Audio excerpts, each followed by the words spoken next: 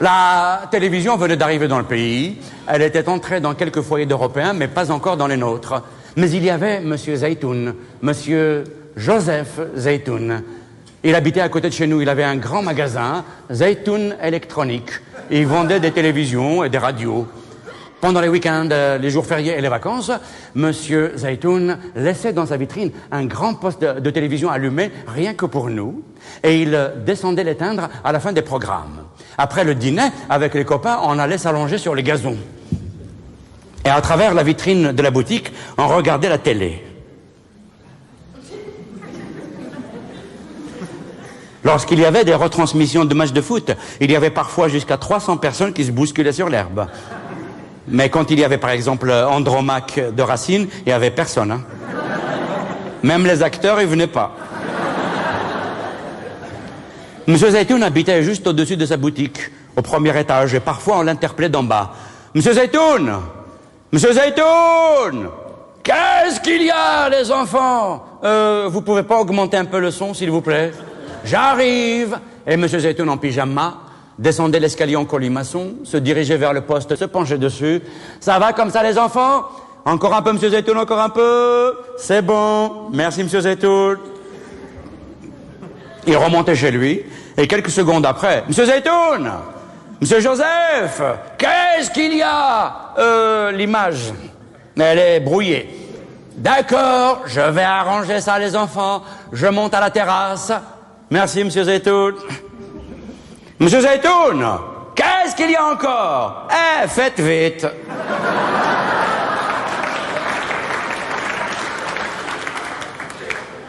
Une fois là-haut, Monsieur Zeytoun tournait l'antenne dans tous les sens. Ça va comme ça, les enfants? Un peu à droite, Monsieur Zeytoun, un peu à droite. Comme ça? Qu'est-ce que vous voyez sur l'écran, les enfants? Il y a du couscous, Monsieur Zeytoun.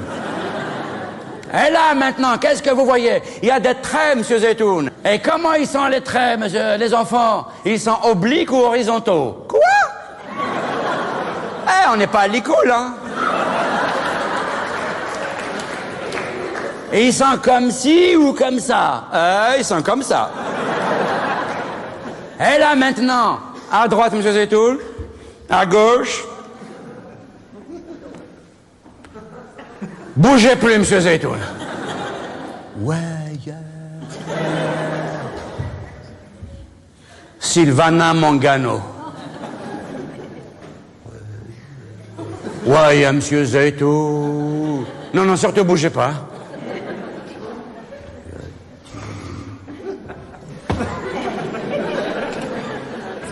Sylvana Mangano dans le film Riz amer. Elle plante du riz dans une rizière. Son chemisier et son short mouillé lui collent à la peau.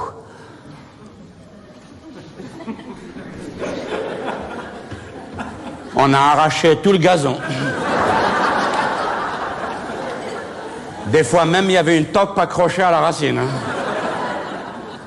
Ce jour-là, notre sexualité s'est brutalement révélée. En quelques secondes, comme un volcan en éruption, elle est passée du stade de l'inconscient au stade olympique de la conscience. À cause de Sylvana Mangano. Pour les générations d'aujourd'hui qui ne la connaîtraient pas, c'est un peu le mixte entre Monica Bellucci, Laetitia Casta et Zoubida l'hélicoptère.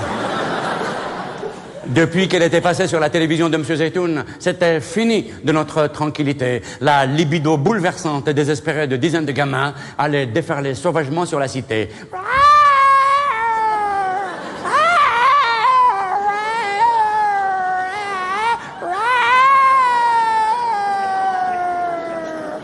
On miaulait dans toutes les entrées d'immeubles et sous les balcons. On descendait les gouttières.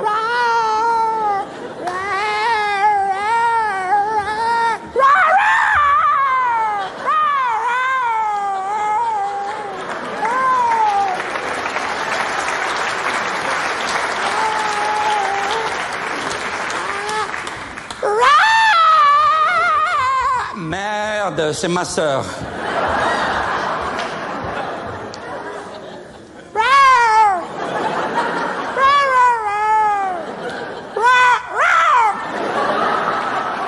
Rentre à la maisonnade, Dina. Il n'y a que des chats dans la rue. Là. Ils vont te griffer. Ah, Shimzara.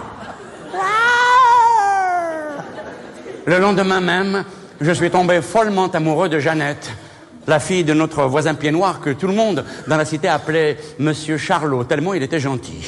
Jeannette et moi, on jouait souvent ensemble. Elle jouait très très bien au football, mais depuis ce jour, je ne voyais plus qu'elle. Le ballon me passait par-dessus la tête. Mais attrape le ballon, Mohamed, qu'est-ce qui t'arrive? Mais tu es devenu fou ou quoi?